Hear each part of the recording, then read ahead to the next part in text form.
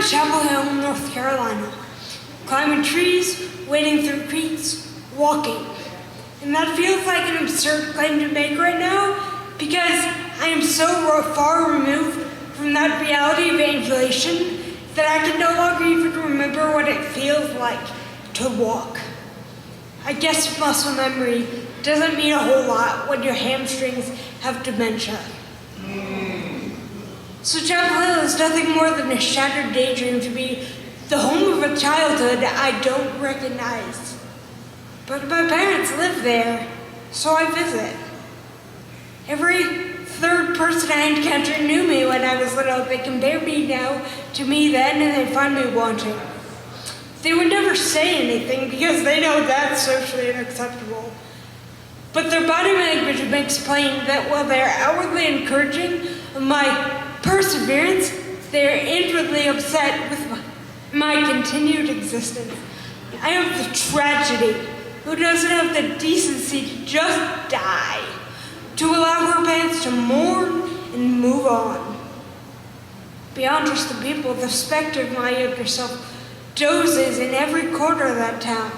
That's the wall I sat on the first time I got stopped by the police, who were convinced that I must be drunk because my coordination was so bad.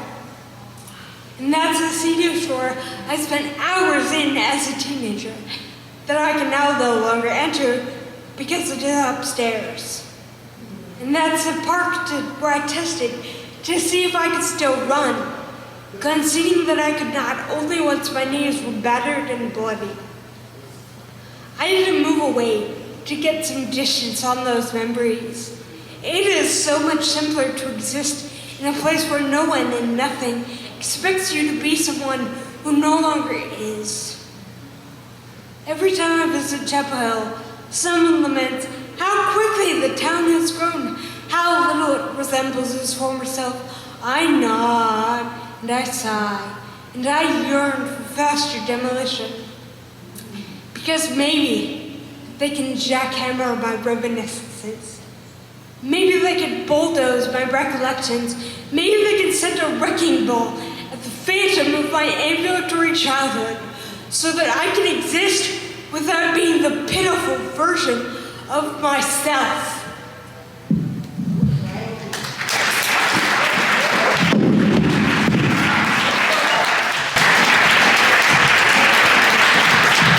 That's Joanna, everybody!